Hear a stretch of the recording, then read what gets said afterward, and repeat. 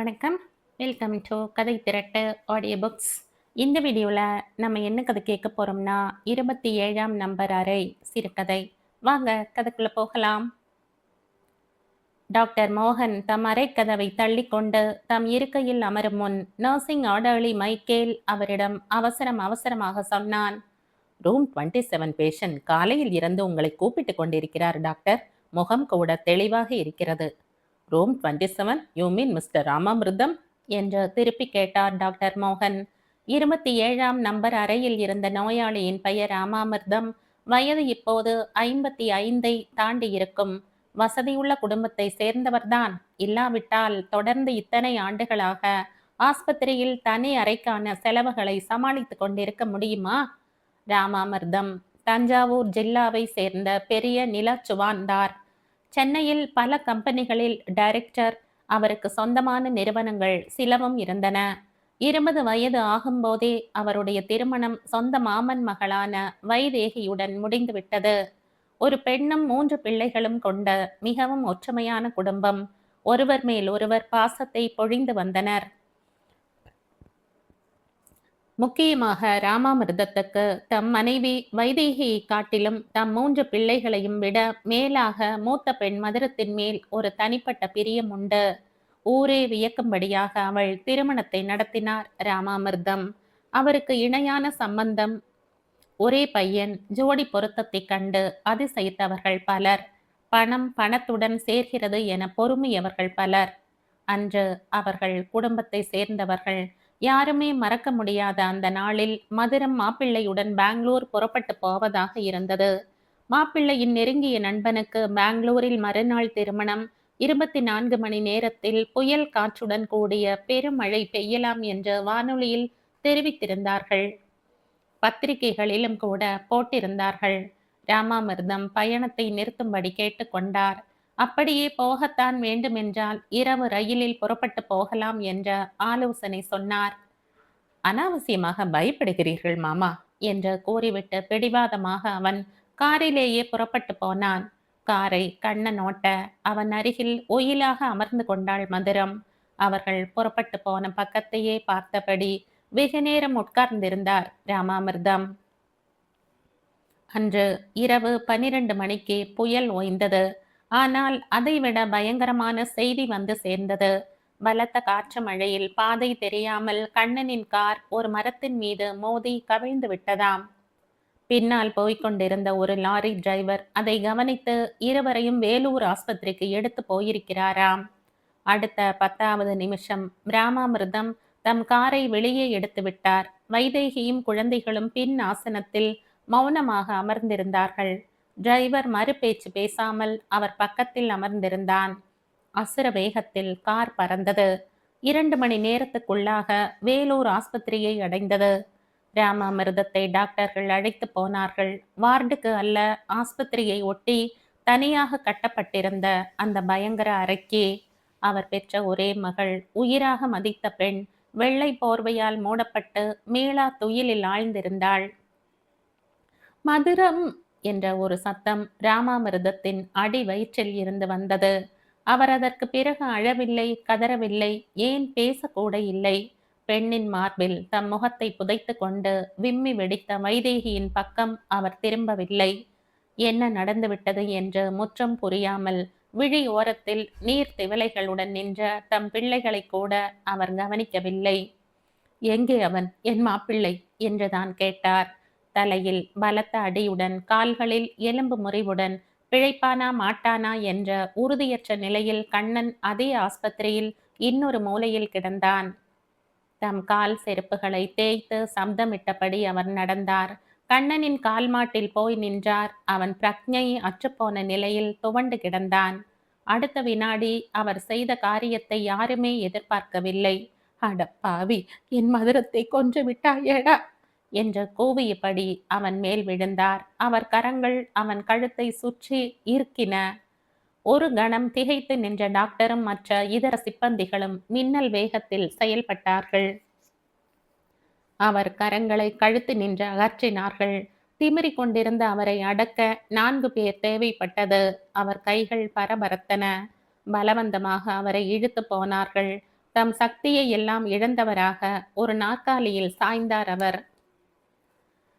அந்த நிமிடத்தில் இருந்த அவருக்கு பெண்கள் எல்லோரும் மதுரமாகத்தான் தெரிந்தார்கள். ஆண்கள் அத்தனை பேரும் மாப்பிள்ளை கண்ணனாகப்பட்டார்கள்.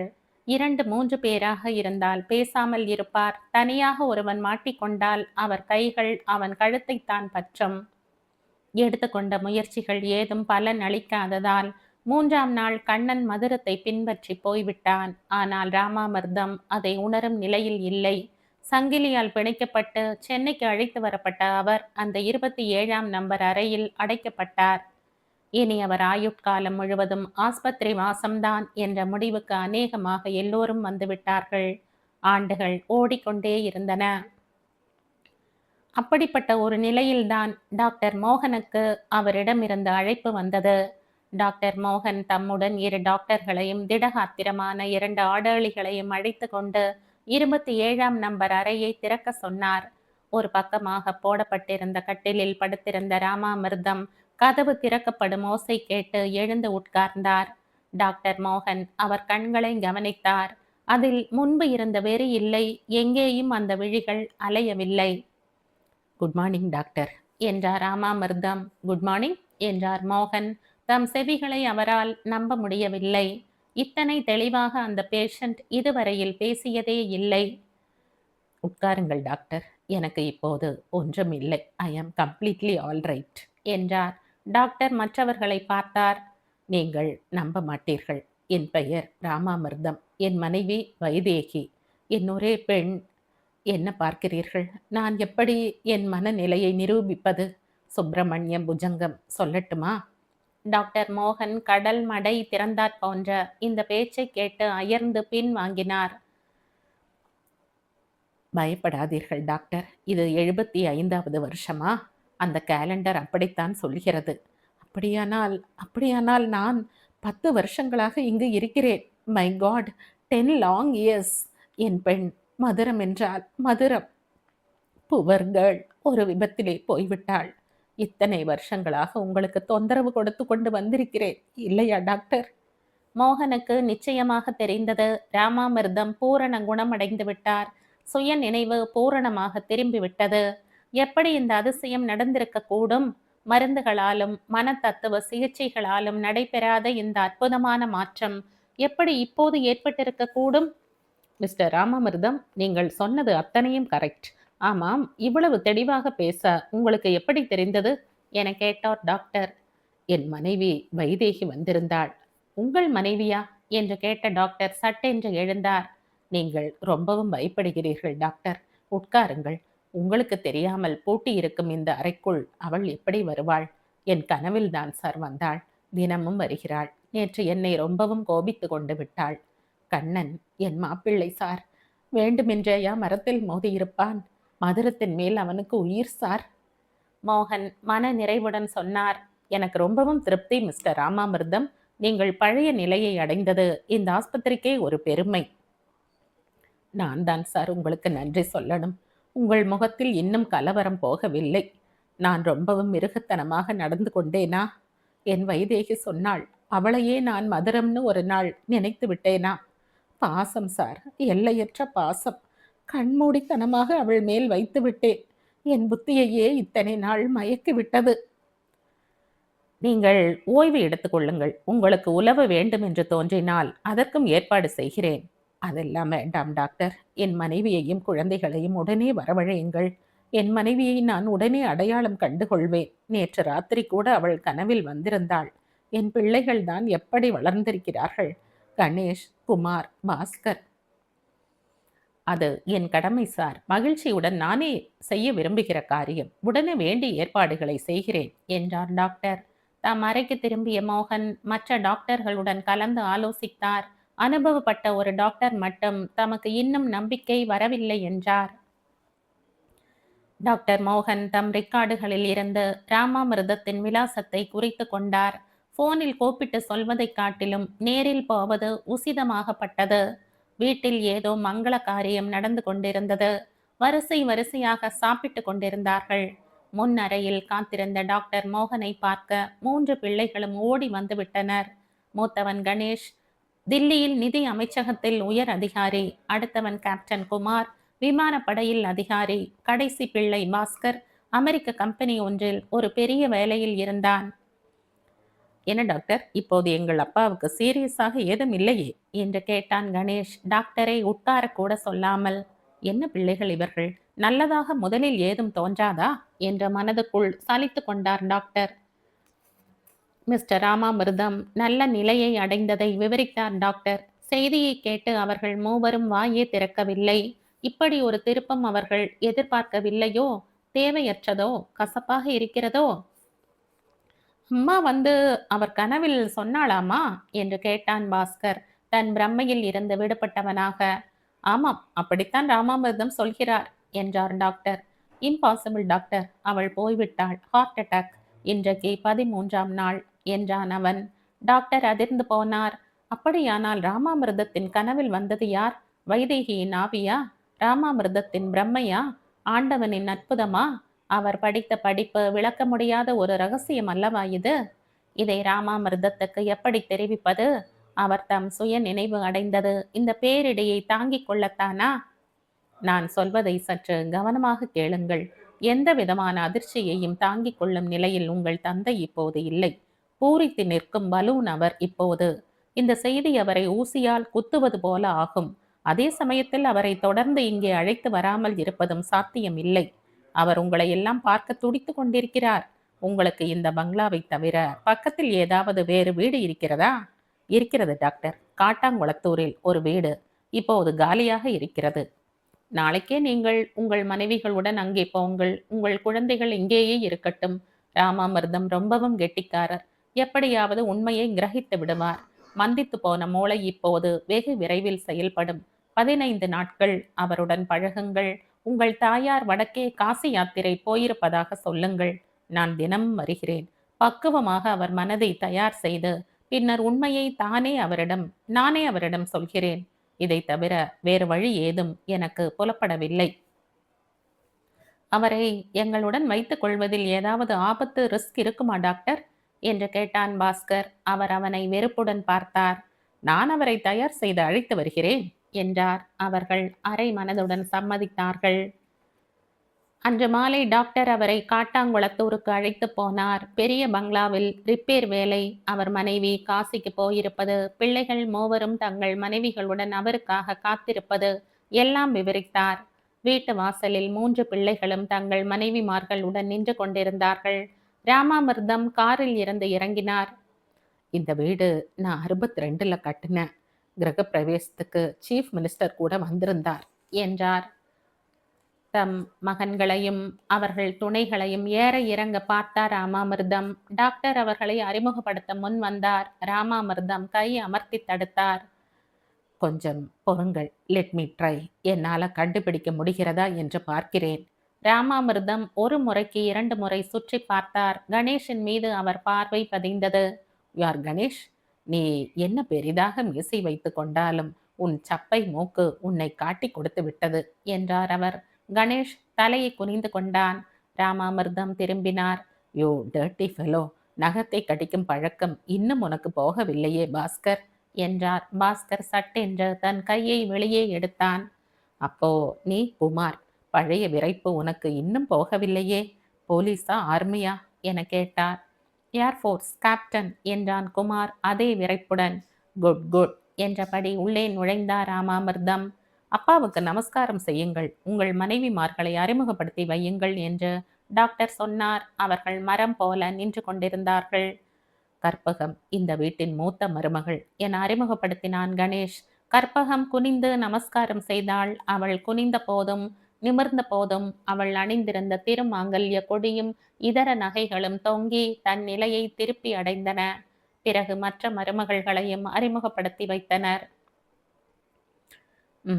கண்ணன் மதுரம் இவர்களும் இருந்தால் எத்தனை நன்றாக இருக்கும் என பெருமூச்சு விட்டபடி உட்கார்ந்திருந்தார் ராமாமிர்தம். ஆமா, ஏண்டா பசங்களா, உங்கள் குழந்தைகள் எங்கே? என் பேரன் பேத்தி அவர்கள் எல்லோரும் ஊட்டியிலே போர்டிங்கிலே படிக்கிறார்கள். நானே கூட முதலில் கேட்டேன் என்று அவசரமாக சொன்னார் டாக்டர். ஆமா, உங்களுக்கு உங்கள் குழந்தைகளை பார்த்து கொள்ள முடியவில்லை. காலம் அப்படி. அவர்களை ஒரு தரம் என் கண்ணில் காட்டப்பா, இந்த தாத்தா பார்க்கட்டும்.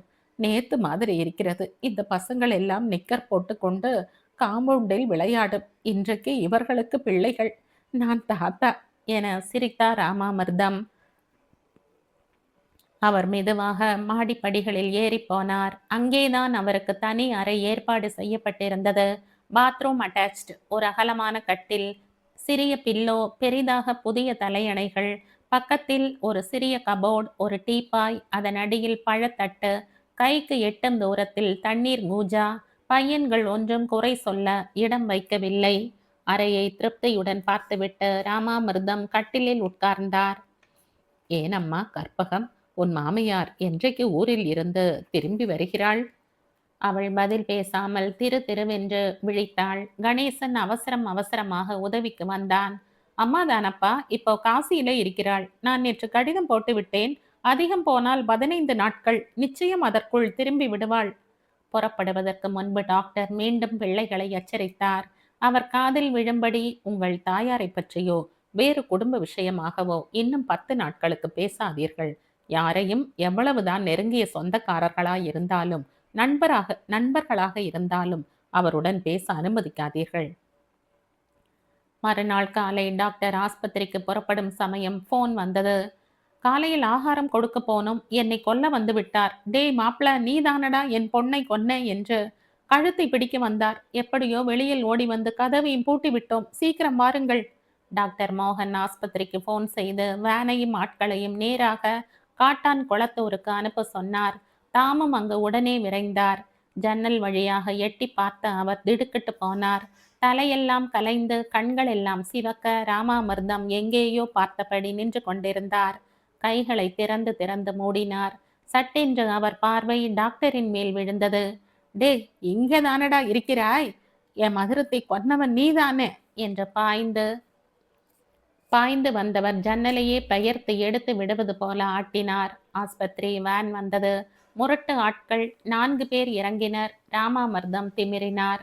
அவர்கள் விடவில்லை. கைகளை பின்புறமாக வளைத்து கட்டி பலவந்தமாக வேனில் ஏற்றினார்கள். ஊரே வேடிக்கை பார்த்தது. சார், இந்த மாதிரி விஷ பரீட்சை இனி வேண்டாம். அவர் ஆயுசு முழுவதும் ஆஸ்பத்திரியிலேயே இருக்கட்டும். என்ன செலவு ஆனாலும் நாங்கள் ஏற்றுக்கொள்கிறோம் என்றான் கணேஷ். அது எங்கள் கடமை என்றான் பாஸ்கர். டாக்டர் மௌனமாக விடை பெற்றார். 27ஆம் நம்பர் அறையில் ராமாமிர்தத்தை அடைத்தார்கள். மறுநாள் தம் ரவுண்டுகளை முடித்து கொண்ட மோகன் 27ஆம் அறை பக்கம் போனார். ராமாமிர்தம் தெளிவாக கதவருகே நின்று கொண்டிருந்தார். எக்ஸ்கியூஸ் மீ, டாக்டர் மோகன் என அழைத்தார் ராமாமிர்தம். எஸ் என்று வினவினார் டாக்டர். என் புத்தி மீண்டும் வேதலித்து விட்டது என்று நீங்கள் நினைக்கிறீர்களா? மோகன் தலையை மேலும் கீழும் ஆட்டினார். You are wrong doctor. நான் இந்த அறைக்கு திரும்பி வர விரும்பினேன். அப்படி நான் நடந்திராவிட்டால் இங்கே திரும்ப கொண்டு வருவீர்களா என கேட்டார் ராமாமிர்தம். வாட்?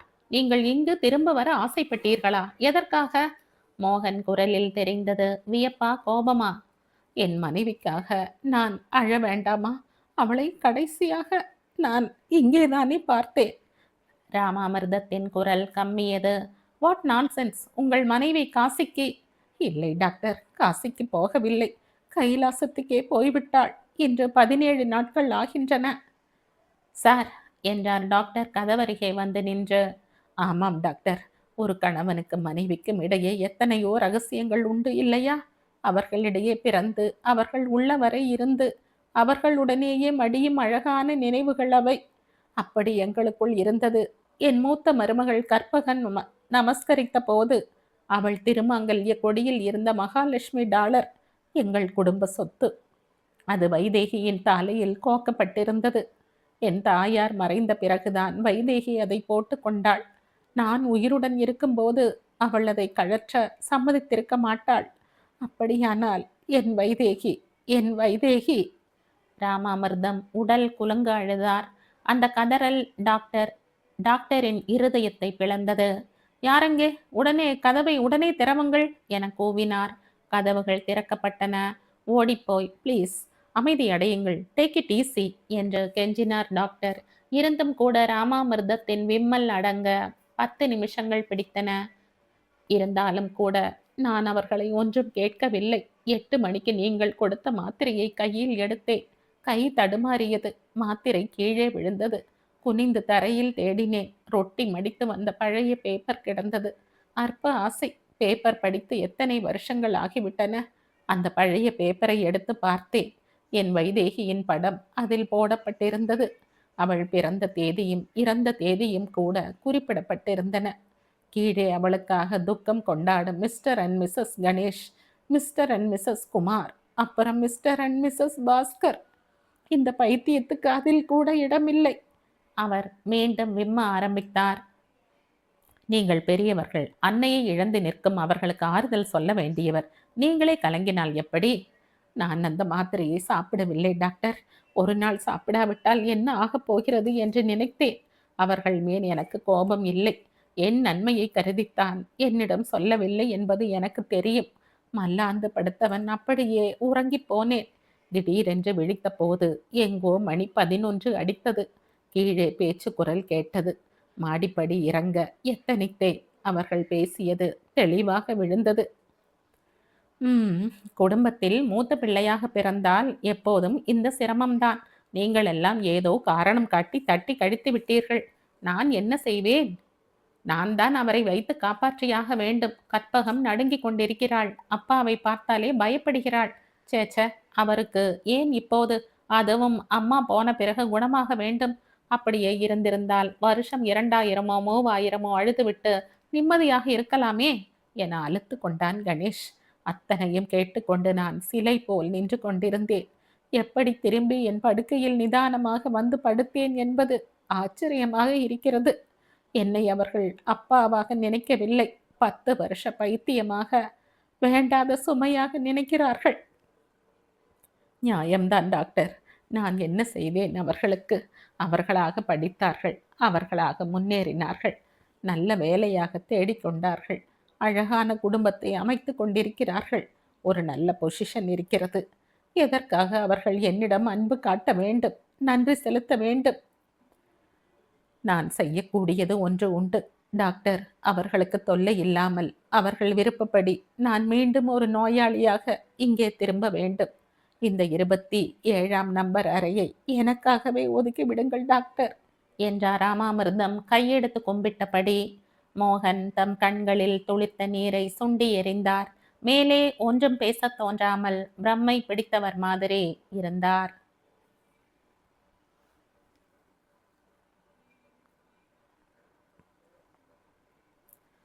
இதோடு இந்த கதை முடியுது. இந்த கதை உங்களுக்கு பிடிச்சிருந்தா லைக் பண்ணுங்க, ஷேர் பண்ணுங்க, சப்ஸ்கிரைப் பண்ணுங்க. மற்றும் ஒரு இன்ட்ரெஸ்டிங்கான கதையோட அடுத்த வீடியோவில் சந்திப்போம். பாய். தேங்க்யூ.